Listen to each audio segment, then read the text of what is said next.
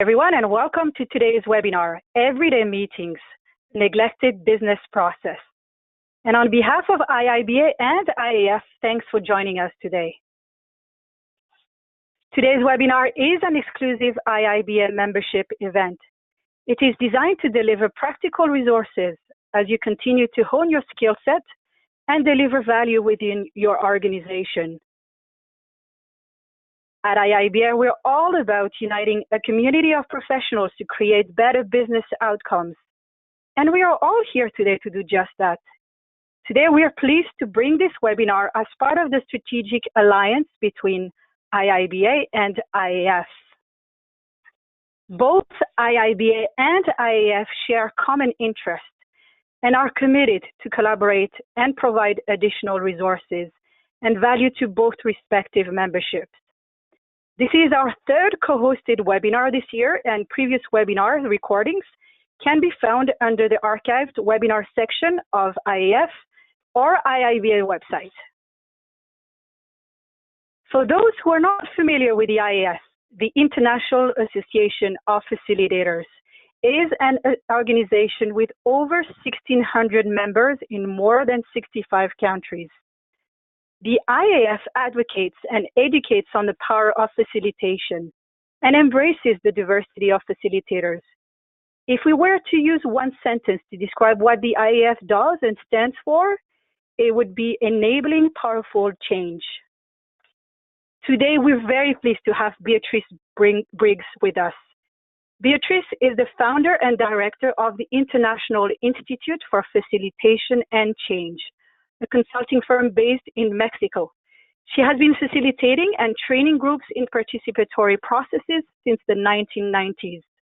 She works in both English and Spanish and has served clients in 30 countries.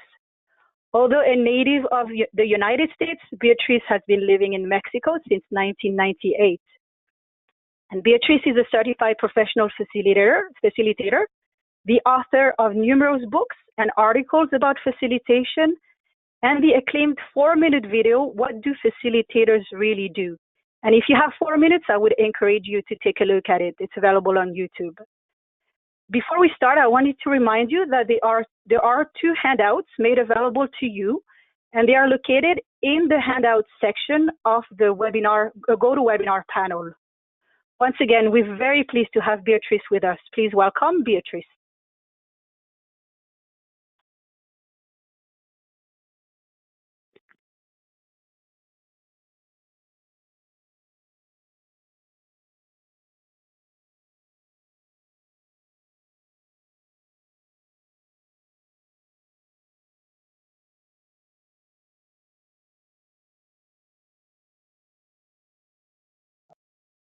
Unmuted, okay. Well then, thank you, Leva, for that lovely introduction. I am really delighted to be here today representing IAF in this strategic alliance, because I think that the combination of our respective skill sets, those of the meeting facilitator and those of the business analyst, are really could be a very powerful combination. And I look forward to continuing to explore ways that we could possibly work together to help businesses have really meetings that support their success.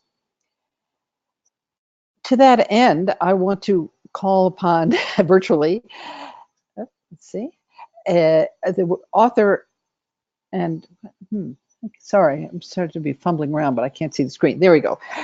So Patrick Lencioni, some of you may know his work. He's an author of a classic book about meetings called Death by Meeting. If you haven't read it, I highly recommend it. An organizational consultant. And Lencioni says, good meetings are the origin of cohesion, clarity, and communication, and have a fundamental impact on the success of an organization. To which I would say, amen, brother. And I would also then say, adding, that therefore we need to treat meetings as a business process. If they are that much, can have that much potential impact on the success of an organization, then let's take a closer look. To help us kind of get on the same page as when we're talking about two items which are not always connected, business process and meetings, I put together this little graphic to help explain my point of view here. So you can see on the left side that business processes include leaders and teams. They have a purpose.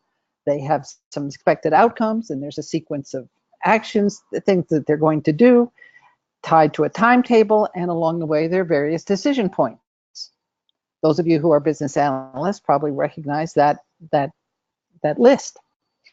And if you go to the right-hand side, you can see my version of what some of the main characteristics of individual meetings. At the micro level, what do meetings have? Guess what? Leaders and teams, purpose, expected outcomes, sequence of steps. We call it an agenda usually, or something of that sort.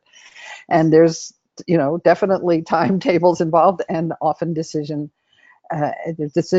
usually made, if nothing else, is to confirm when is our next meeting. So what I view as tremendously interesting and exciting is this middle ground where we can come together, the interface, you might say, between the perspectives and skills of business analysis with those of meeting facilitators. And so it's with that, it's allured by the attractiveness of the possibilities if we work together. Wow.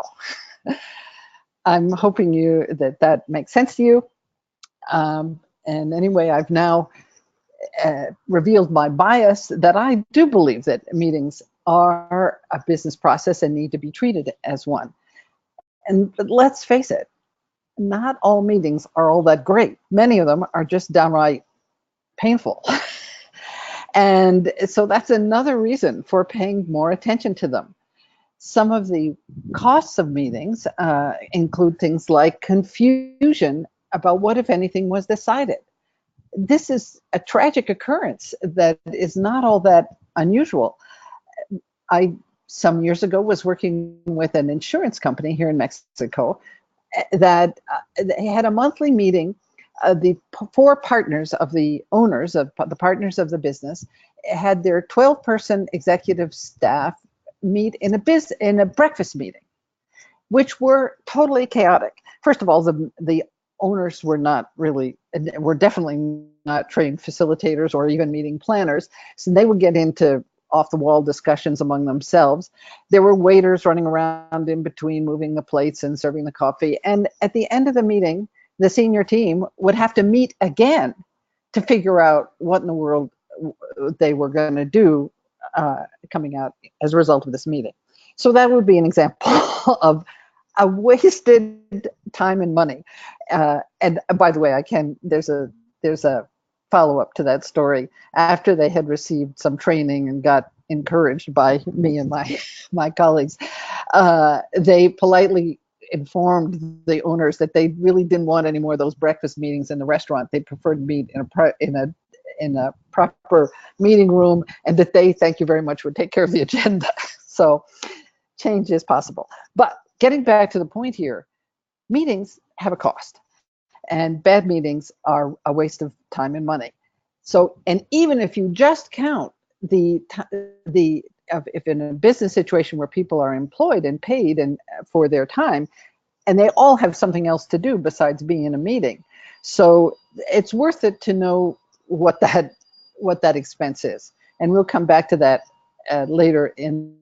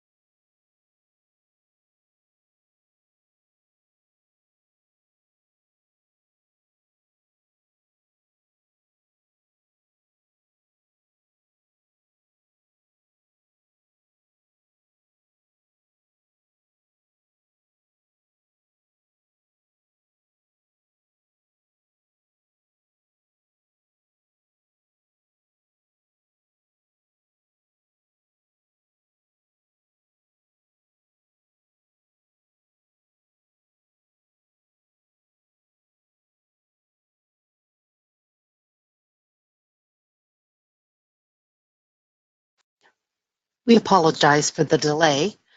Beatrice is just unfortunately has dropped offline. If you could wait momentarily, she will be back. Thank you. I'm back again. Sorry, there was a blackout there on the audio. Can we see the results of the poll?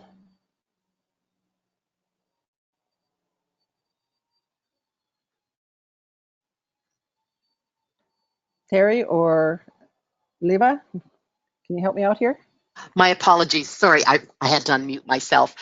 We actually lost audio before you had a chance to talk about the poll. So if you just wanted to we preface haven't that. done the poll. Exactly. So we'll try again. Okay. So you're going to put it up and I'll just give the instructions. Is that the deal? Sure, Yeah? I can do that now.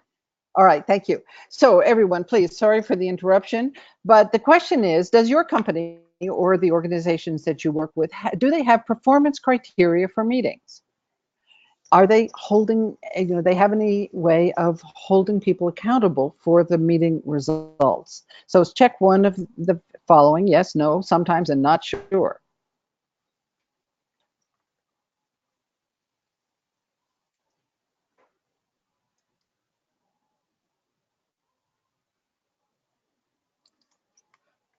And I think we have everyone's answers.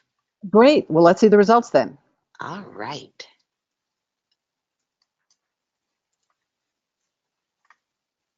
Did it launch? No, I see my screen. Okay, my apologies. There was 7% yes, 68% no, 22% sometimes, and 4% not sure. So what was the first number again? The yes was how much? 7%. 7% and 68% no. And the other Correct. is not sure sometimes. Well, sadly, that's the case. So, friends, we have work to do. And before we go on to anything else, I would love it if you could put in the chat your thoughts about why is this so? Why is it that meetings get a pass? Why aren't we paying more attention to the actual effectiveness of meetings in their organizational setting? So any thoughts you have, I would love to see in the chat.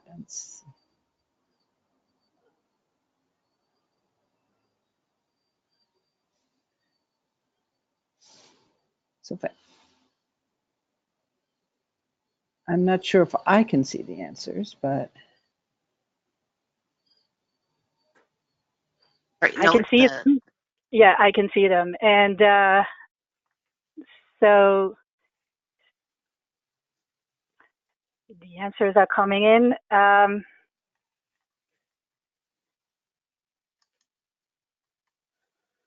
Lack of training is one of them. Performance criteria takes time. Time is money. Poor planning. Confusion about the appropriate way to communicate. So easy is a meeting. Lack of education, awareness of priority put on how to have effective meetings. Yes, all those things. Yes, everyone's too busy. People are invested in them. Takeaways are lost and commitments are empty. Yes, right. So there's even mistrust of not only have we have time for bad meetings, but we then have time to fix them. I think that's that's a very interesting observation that I would agree to, sadly. All right. Well, so then given that from the experience of this group, and I think it's generally the case, meetings are not treated with the respect that they deserve. They are not treated as a business process, and therefore they wind up being a costly waste of time, money, and talent. So I want to tell you now about how, I mean, well, I don't know if you know, but I'm a IAF Certified Professional Facilitator. And before I became a CPF, I spent years facilitating meetings uncertified. And since then, I still facilitate a lot of meetings. But only recently, in the last few years, have I discovered a new role here, which is B. Briggs meeting detective. You see the Sherlock Holmes hat there. And what I mean by that is that eventually I got sort of obsessed about the question I just asked you. Why is it that meetings get a pass? Why is it that we just tolerate bad meetings, or tolerate on not even knowing what's going on in the meetings in our organizations? So when I'm in my meeting detective mode, I am trying to answer the mystery of bad meetings. Why, and then what, and then I try and of course solve the mystery by figuring out what we can do differently beyond just our role, my role as an individual facilitator of individual meetings. I wanted to take a look at the meeting system. So in this webinar, my intention is to share 4 of the investigative tools that I have been using to use with organizations who want better meeting results. So I'm going to share my Sherlock Holmes secrets in the hope that by the end of this hour, some of you will also be inspired to join this detective squad, and to take action to analyze and improve the meetings in your context. So I'm recruiting helpers, supporters. When questions arise, and I hope they will, I would ask you to put them in the question box, which is in that panel, the control panel that you see on the side there. And at the end, we're going to take time to answer as many questions as we can. And then the ones that don't get answered, I'll answer after the webinar. So questions, welcome in that box. And also, I want to mention right now that the downloads, the handouts, if you haven't downloaded them already, go to the link that's in the control box for handouts, because you're going to need them in a few minutes. Or yeah, so all right, so questions are welcome. And the other thing I want to say, just for truth in packaging, this is not a workshop in which we'll be talking about professional secrets of facilitation and tips and tricks for keeping your meeting participants engaged and things like that. It's certainly something that the IAF, if we haven't already offered you webinars and things about that, would be definitely within our capabilities, and I'd love to do it. But today we're looking at meetings as a business process, as a system. Okay, so this picture illustrates what happens when you have participants who are not engaged in the meeting.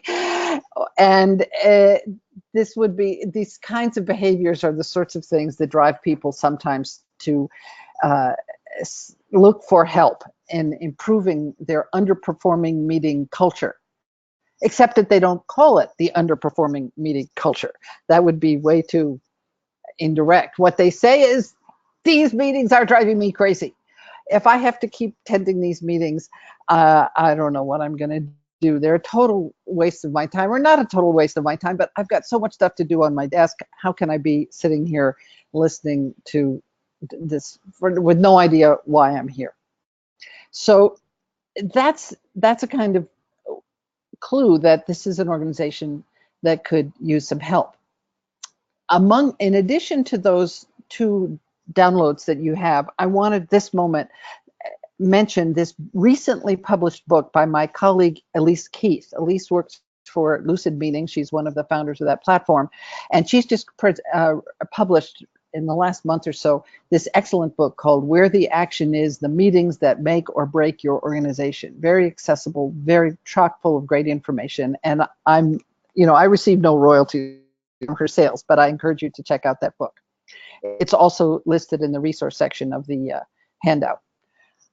So now, here's what I promised: 4 investigative tools.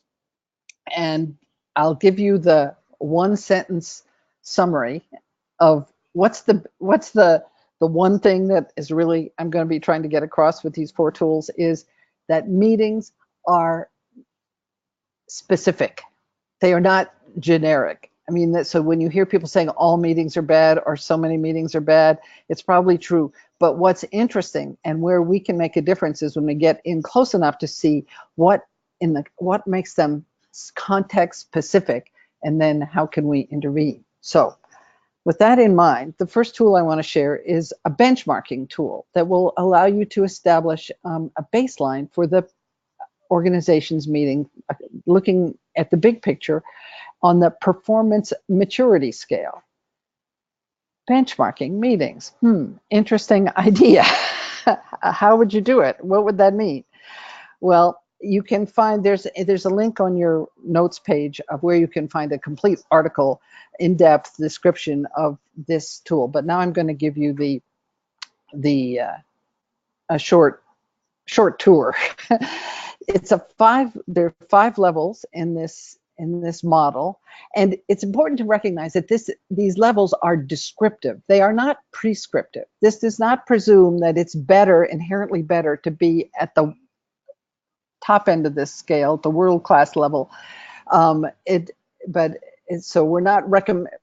The right level depends entirely on the context of the organization, size, and ambition in this area. However, we can distinguish where they are as an organization in terms of aspects such as meeting competence, confidence, satisfaction, meeting satisfaction. Okay, sounds great. What does that really mean? Let's look. At the individual level, which is the level 1, which actually is level 0, because at this level, there are no organizational standards for meetings. It's every meeting leader to himself or herself. That how good the meetings are depend on how skillful the individual leaders are.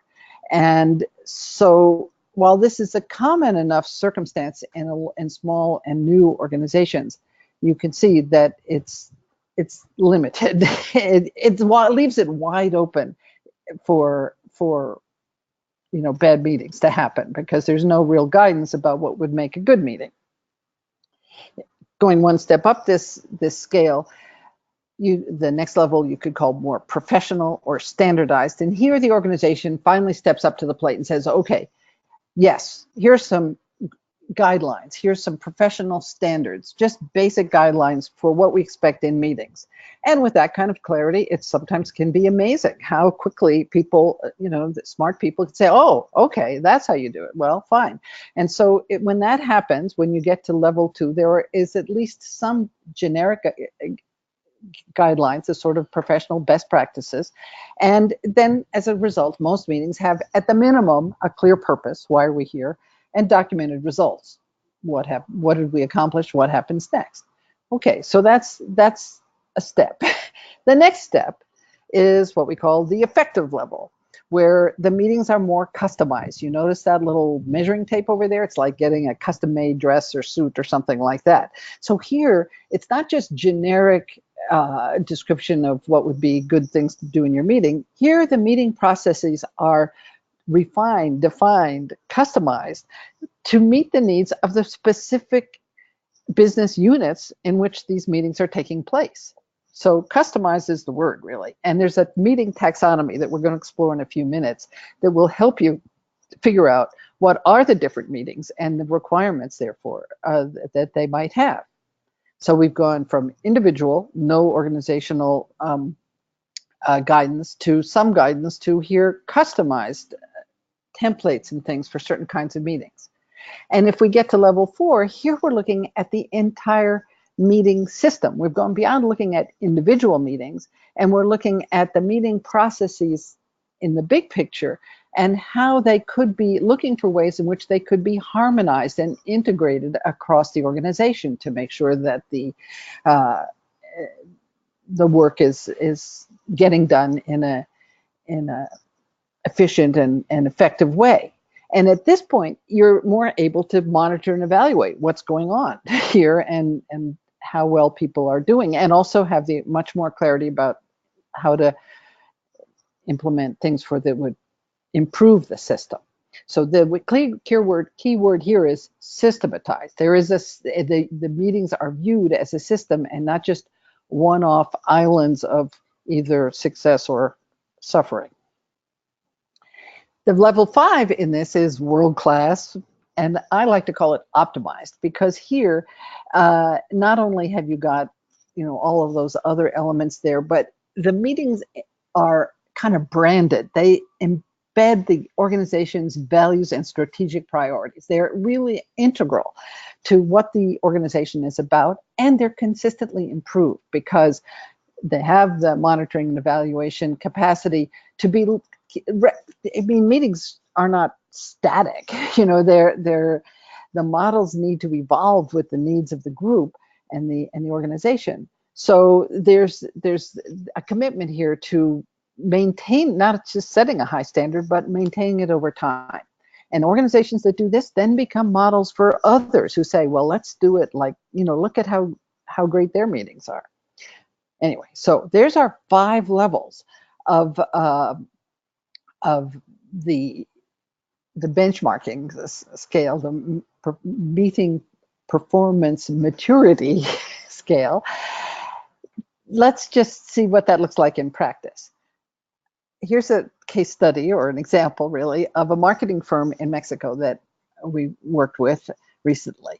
It was founded in 2011 with 8 employees, but by 2016 they had grown to over 100 employees in 2 separate locations, and no standard meeting practices and many bad meeting habits.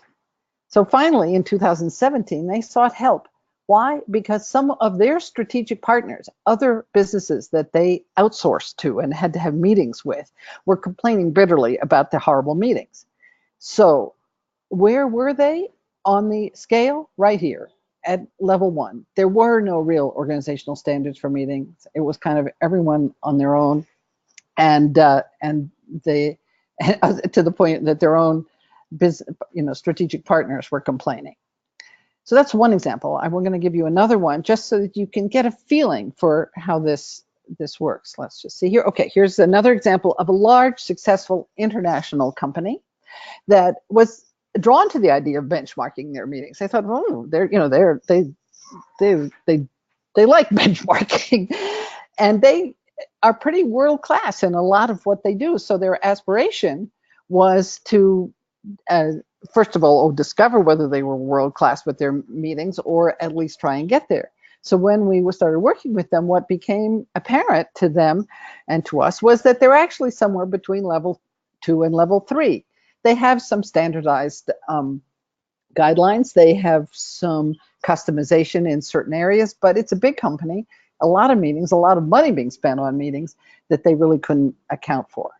So those are 2 examples of how you could the possibility of benchmarking meetings. And if you have any questions about this, which I hope you do, you can put them in the chat, and you can also always take time to take a look at the reference in the notes that are in your notes about where you can find a whole article about this benchmarking tool. Okay, so moving along here, our second tool, Sherlock Holmes detective tool, in the assessment or discovery phase. And I guess I should say, when I step into this, trying to analyze the meetings as a business process, I always start with a diagnostic phase here, because it's impossible to know what the real story is until you get up close and personal. And so these are tools for the assessment phase, when you're trying to get a grip on what's going on, because believe me, the people, while they in the organization can't tell you because they've never looked at their meetings in this way. So the second tool that we have is the taxonomy tool. Oh, sorry here. Okay, so taxonomy tool. You have a complete download, a separate document from the notes page, but you can probably just use the notes page for now and then look at the other document. But you will find it has this chart. 16 different kinds of business meetings. This is a little bit like the difference between an ice cream store that only has chocolate, vanilla, and strawberry, and one that has 16 flavors or 21 flavors or however many flavors some of those places have. The point is that this taxonomy is a really interesting place to start when you're trying to help an organization look at their meeting, because they can begin to take meetings out of the fog of unknowing and start really thinking about, well, what is this meeting, this kind of meeting, and that kind of, they can begin to differentiate between one kind of meeting and another. And the meetings I'm not going to go through all 16 of them. There's a really great interactive way to look at this chart that you'll find in the links in your handout. But I will tell you at a high level, the 16 meetings are divided into 3 categories. The first of which is what we call cadence meetings. And here, cadence means, like in music, the rhythm, the frequency of the meetings. And generally, these cadence meetings well, they're pretty common, actually. Not maybe the word cadence, but the phenomenon of this kind of meeting, because they're things like your weekly team meeting or your daily huddle, if that happens, or the monthly strategic review or the quarterly financial review, or you get the idea. So that they usually they have their meetings that happen at a specific cadence, rhythm, frequency, and usually the participants are pretty much the same from one meeting to the next in the same group, of course. And there's sort of standardized way that they get through their business. Board meetings. I spent 6 years on the IAF board, and the cadence of those meetings were, well, there was one face-to-face meeting every year, and then every month we had the virtual board meeting that lasted a little under 2 hours, maybe 2 hours. So that's governance cadence. So that's one category that is, common. The second category, what happened there? Catalyst meetings. Yes, I skipped button by mistake. Okay, catalyst meetings are different. If you took high school chemistry, you might remember about catalysts in something that gets added in there to produce a chemical reaction. Well, here, these meetings are designed to produce change. They're not like the status update where we're just trying to keep a pulse on what's happening. Here, we're looking for something new to happen. We're looking for new ideas. We're planning. We're in some kind of hands-on Lego serious play kind of workshop, or some other way that we're looking for fresh ideas and to move the agenda forward, let's say, solve problems. And decision-making meetings are also catalyst meetings, because you're taking decisions that will, if there was a good decision and it gets implemented, again, move the dial. These are not so, the participants and the structure of these meetings will vary a lot depending on what you're trying to accomplish. So we had cadence, those regular, more predictable meetings. We have meetings that are really intended to drive change. And then the third category is called explore and influence. And here, the intention is to share information, to resolve issues. I would call this webinar an example of explore and influence, because together, it's a little one-sided, the communication because of the structure of it, but the intention here is to share information and resolve questions.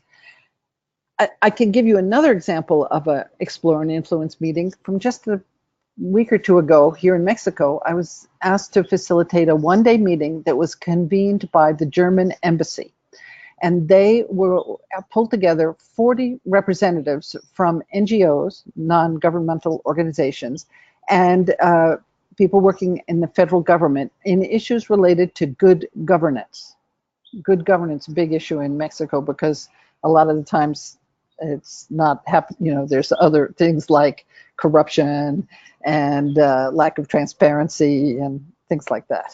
So anyway, the German embassy and has a fund. There's a German fund, an international development fund, they're doing wonderful work here in Mexico, and so they called together this meeting with stakeholders who work in the field of good governance to discuss the opportunities and challenges and what would be ways in which this kind of international development support could help, it could contribute to better governance in Mexico. So it's a ad hoc team. You know, it's not a team that meets regularly. The group was pulled together on purpose for this kind of exchange. So those are your three kinds of meetings at a very broad brush. You may have noticed in that taxonomy that there's also a color code, which is sort of an emotional color code. The light blue meetings are the ones like the regular weekly staff meeting or whatever that are tend to be friendly, more informal, congenial, not so threatening. You don't get into you have your stomach turning and tight in the morning usually of one of those meetings unless they're really badly run. But they're kind of known quantity, and what we're trying to do is sort of check up on is business as usual moving forward. The darker blue meetings are a little more formal. They can also be very friendly and congenial, but they require what's here called a little more social effort, which I would interpret for you as meaning, well, you might wear your good suit or shoes or whatever it is that would be a step up on the formality level for you. And so they're, board meetings would fall into that category. The red meetings can be more intense. Red often means hot, high stakes, high intensity, high temperature. So we're trying to solve a problem or make a thorny decision or resolve an issue. So it could be at you could find these red meetings in all of the various different parts of the taxonomy, but when they're red, they can be a little more stressful and require a special kind of planning and facilitation. So now, if Terry could help us bring up the second poll, I would like you to try and just apply these concepts to your own context. If you think of the very last meeting you attended, could have been today, could have been yesterday, the last meeting that you were at, which of these three types of meetings describes it best? Was it a cadence meeting, a regular meeting that this group meets every so often to do something? Was it a catalyst meeting where you were trying to brainstorm and come up with new ideas or solve something? Or was it like this, an explore and influence meeting? Was it something more that was more consultation or not so much involved with decision making? So let's see. I'll ask Terry to tell me when she thinks we've got enough answers to look at the results. Still have votes coming in. Oh, great.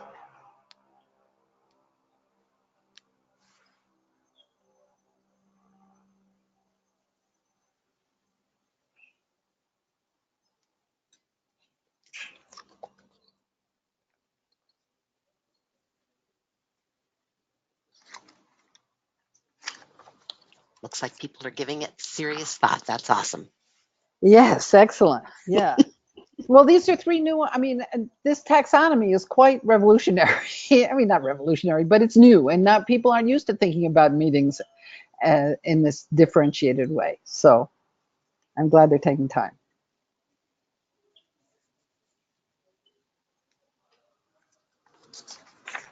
Okay, we have 63%. Good. So I'm just going to close the poll now.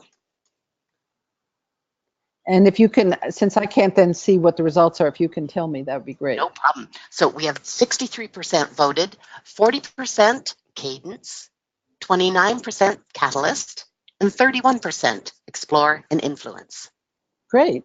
Very interesting, and not surprising that cadence meetings got slightly more votes or recognition, is because they are the most common and often the most deadly. Just because they're common doesn't mean that they don't need some thinking about how can we make these crisp, productive, enjoyable, but they're really important and common. So good. Thank you all for giving some thought to this. So now let's just see. Okay, breathing. We've gotten through half. I promised you 4 tools. We've seen 2. The third one is how to differentiate the meetings. And here you can notice that we're zooming in. I said the one thing to remember is that meetings are not generic, they're specific. And so we're going to keep getting more granular as these tools take us deeper into the trenches of what makes this meeting special. So the differentiators, a very broad brush, are three. There's the intention and the expected results. Why are we here? What are we trying to accomplish? That is a big point of what makes one meeting different from another, what the specifics of those intentions and results are. The participant profile, very important, because it makes a big difference if the people, how many people are there, and do they know each other, and what is the quality of their relationship? Does it matter? Are they ever going to see each other again, or is this a one-off, or not? So are there cultural differences that need to be taken into consideration? Language, age, what's taking a good, not making no assumptions about who the participants are, and really finding out and planning accordingly is important. And then format is the third area where there can be, you can look for nuances, the difference between one kind of meeting and another. The structure of the meeting, it can be more or less highly structured. But here's the one, this thing at the bottom is the one that fascinates me, because honestly, until I started looking at this in this way, I never considered surprise as a factor in meetings. But let's take a closer look at that. My image, I just showed it now. So I used to sort of jack in the box thing, like, aha, or wow, or uh-oh, but surprise factor. So here, the definition of what I mean when I'm talking about surprise is either the role of serendipity, which isn't that common a word, but it really means when you unexpectedly come across something that's interesting or valuable. So it's like finding, a happy coincidence, something like that. It's a good thing, serendipity. And the other part of this factor, the surprise factor thing, is a tolerance for surprise. How welcome is surprise in this particular kind of meeting? Interesting, right? So let's see what that means. Going back to our example of catalyst meetings, where we said that decision-making meetings are, well, before we get to that, you can see that many catalyst meetings, what we're looking for is surprise. We're looking for the ahas. We're looking for the new ideas.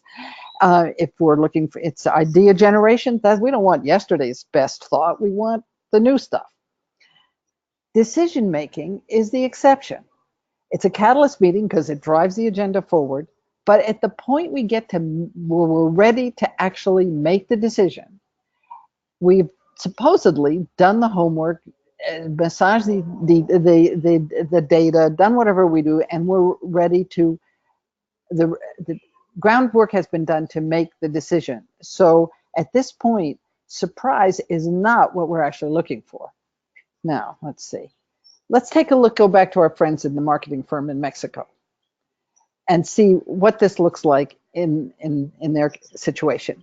So my colleague and I, working with the internal team, and side note, you really want to work with an intern, you have to work with an internal team to get this information out, to understand, to really have them guide you into the tunnel of the meetings in their organization. But working with them, they defined 5 what they considered mission critical meetings, 5 kinds of meetings. The first one is the first meeting with the client. This isn't the sales meeting. This is after the client has already signed up. It's a marketing firm, and they produce marketing communications products for their clients. So in that first meeting with the client, really important, where they kind of start to really get up close and personal about who is this client and what can we do for them.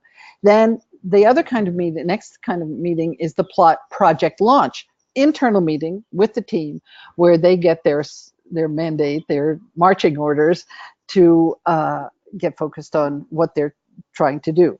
And then there's status update meetings that are part of the rhythm here, where they report to the executive team about how they're coming. Then their creative people are working away through all this process, creating the ideas for these marketing products. And then the last kind of meeting is a final review by one of the partners, by one of the bosses. So it doesn't go out to the client until that has happened. So you can see getting back to the question of business, this is a business process. Perfect. You know, it's kind of the pipeline that the company uses to get the work in the door and out the door. Well, now let's take a look at this same list from the surprise factor point of view. So the first meeting with the client, surprise is welcome. Because, I mean, surprise in the sense of who we're discovering, who is this person and what is this business and what do they want from us and what can we do? So there we're really open to surprise. Planning launch, project launch with the team is more transactional. The surprise is not really an element that we're looking for here, and nor are we looking for it in the status update meetings. In fact, of course, sometimes there's news like, well, we're behind schedule. That's not welcome. I mean, it's important that we know it, but we're not looking for that kind of surprise. We're not hoping to be surprised.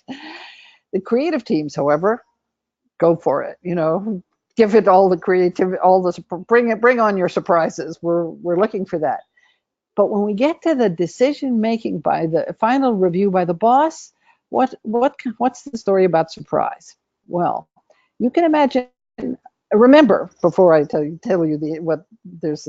where I'm going with this, that a few minutes ago when we looked at Catalyst meetings, we said surprise is unwelcome at the decision-making level because theoretically a lot of work has been done that gets us to the point where we're ready to decide.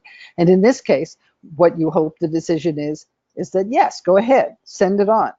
So imagine the surprise for me when in this process of working with the client's internal team, it occurred to me to ask, what % of the proposals that are presented in this final review meeting are actually approved? The surprise was the answer, almost none. And I was like, what? How is that possible? You know, I mean, I was caught by surprise that this kind of thing was the typical response. To me, it says there's something wrong in all those previous steps. So where did the pipeline get broken? How is it that it's possible that all this work was done so that one of the partners can say, no, this isn't it. I mean, there's the ways it can be fixed, but you can hear it. I'm using this example here to show two things. One, this is, when you're looking to try and put the pieces together, you see, well, what are the mission critical meetings and how do they relate to each other? And certainly when you get to final decision making and things are being consistently returned back, there's a problem upstream, So it's an opportunity to improve their process. All right, let's move on. Oops, sorry. I've done something here that I didn't mean to do. Why is that? Can I make it go back? Well, somehow I skipped a slide, but this is the fourth tool. And because here we're getting even more granular, more up close with our Sherlock Holmes magnifying glass to look at performance. We are focusing on performance. What are people actually doing for and during and after these meetings that makes a difference, good or bad? So there are 5 different performance focus areas, one of which is, the first 2 of which are meeting design and meeting skills. And here's where your IAF Strategic Alliance could come in really handy, because we're the people who are good at that part. We understand how, meeting design, agenda, participatory process, all that is our daily bread. And also training people so that the leaders and the teams have the skills to actually lead or participate in their meetings. So those are areas where you can check and see how are they doing with that, and sometimes a little training, as many of you mentioned, or a lot is almost always a good idea. Stakeholder satisfaction is another thing to look at. Do we measure how stakeholders, in this case, are the participants in the meetings? Could be internal stakeholders or external ones. What are they saying? How are they evaluating our meetings? It's a monitoring and evaluation practice that can help us assess the performance. Another thing to check out, interesting part, is technology, facilities, and resources. What kind of platforms is the company using for meetings, like GoToMeeting or Lucid Meetings or Zoom or whatever, what kind of technology are they using to schedule their meetings or reserve the meeting rooms or store the meeting documents? What are the facilities like? Are the meeting rooms adequate? Are they stocked with the supplies that are needed for the meetings to happen? What kind of other kind of resources are available? So it's a very interesting and important thing to check at this diagnostic assessment level. The one thing before, and then we'll be finishing up because I know time is we're running short here, but this last part is another one that was when I found it, I can kind of follow the logic of looking at the performance in terms of the top 4 items, but cultural ownership, what are we talking about? So I'm going to give you a couple of examples so you can see, but basically in one word, it's branding. It's making the meetings reflect the essence of the corporate values or and principles and what they're trying to be in the world. So an example here of cultural ownership, an indicator, what would an indicator of this be? Well, if it were, if meeting participants are empowered to require that meetings adhere to documented practices, because remember, here we're at level 2 where there are some basic guidelines and standards. So what would this look like in case of Intel, the chip company, Silicon Valley? Well, they were blessed in the beginning or early on in the company's history with a CEO who was very committed to good meetings. And as a result of his influence, there was a poster in every single conference room in all the Intel offices around the world with 3 questions to be answered. What is the purpose of this meeting? Where is the agenda? And why am I here? The instructions from the top level, from the CEO to everyone was, if you don't get an adequate response to one or more of those questions, feel free to leave the meeting. So if that's a way to push what do you want to say? Empower, I guess, would be the word, but that here is our corporate standard. If this isn't being adhered to, you can leave the meeting, go do something else. So that's an example of a company displaying ownership for the meeting practice. Another one that you might find interesting comes from Ecopetrol, which is the petroleum company of Colombia, the country. And here, it's the indicator that is being demonstrated is meetings incorporate organization-specific language and rituals that harmonize organizational culture across business units. Now think about that. Here we're talking about organizational culture, as was Patrick Lencioni in the second slide I showed you earlier in this webinar. But specific languages and rituals, things we do regularly that are part of who we are.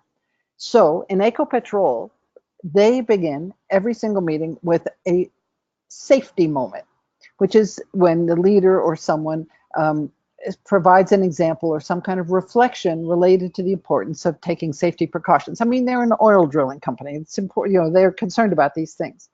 And one time, several years ago, right after the Deepwater Horizon explosion, which some of you might remember was a oil rig in the Gulf of Mexico that blew up,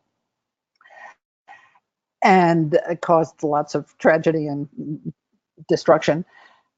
So this, I was facilitating a 3-day technical forum in which 150 people were brought in from different parts of all the different business units of Ecopetrol for this technical forum.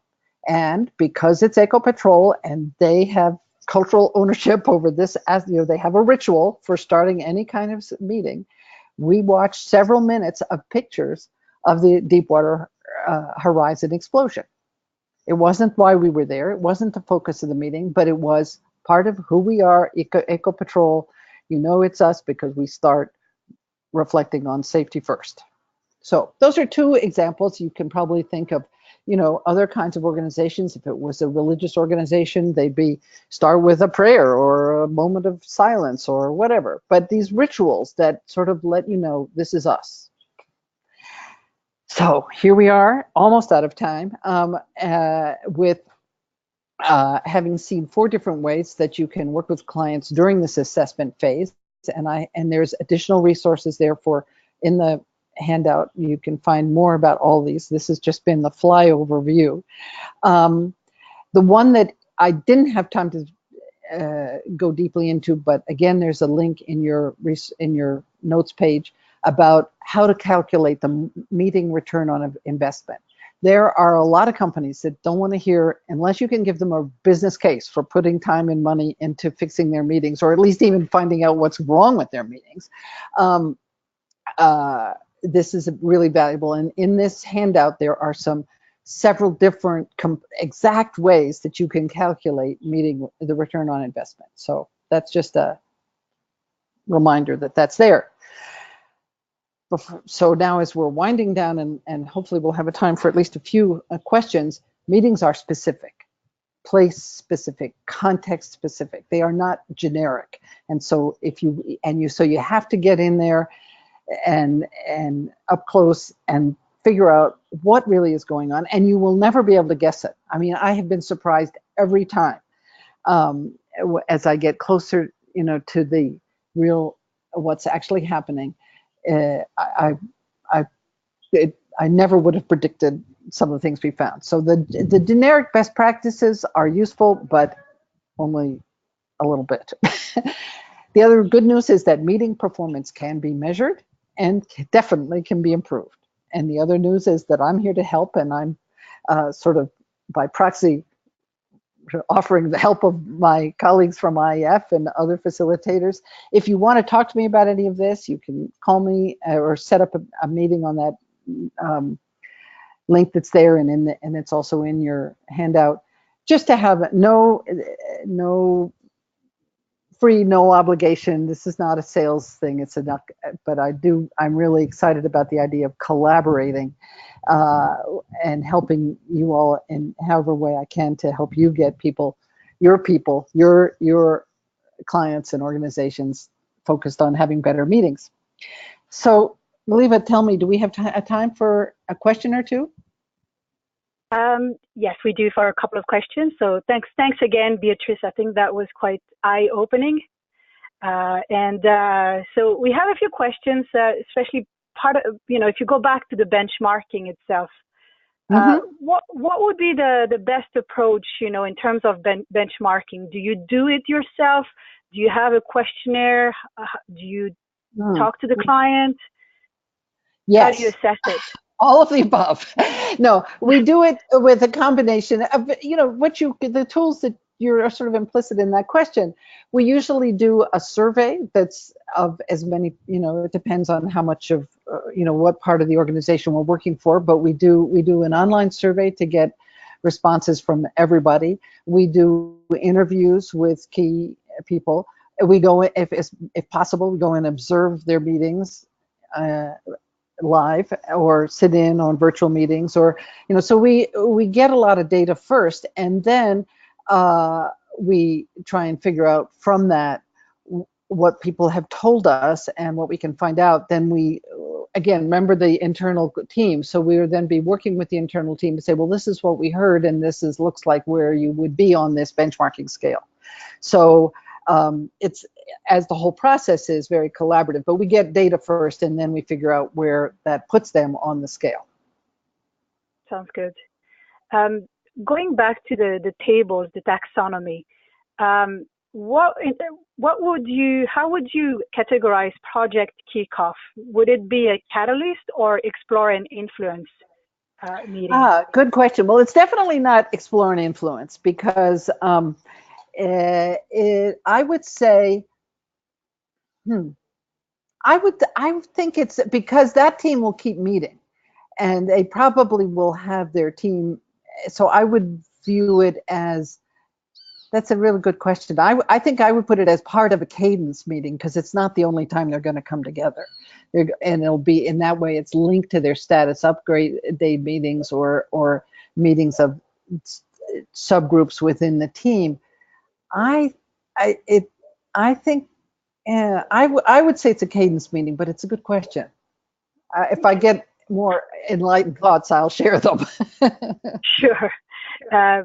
we'll take one more question, and any unanswered questions will be part of, Beatrice will be answering those, and will be including as part of the recording. When, a lot of us work in a global organization and also remotely. One of the person from the audience mentioned that, what about when a ritual may no longer be working?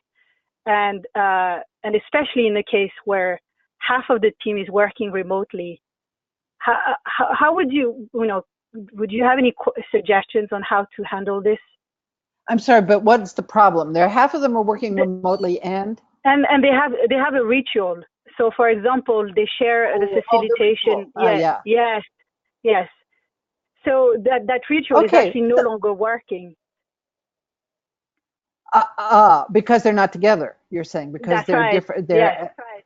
And when they have meetings, they're virtual meetings. That's right. So right. Okay. Yeah, but they could still. I had when I had weekly meetings with in a small organization, right, with a very small tech team I was working with internally in my own business, and we met when we were busily redoing the website and stuff like that. We met just about every week, and we'd always start just with a quick go around with just some sort of personal update. Now, this is a small team and very intimate, but we were still distributed. We were not all in the same place, and some had never met each other. So if you ask, and if it's a team that travels, I heard a question I loved just recently in a webinar where people were from all kind of different countries, and the leaders asked, "Where is it that your feet are touching the ground right now?" And not so much because they travel a lot and stuff.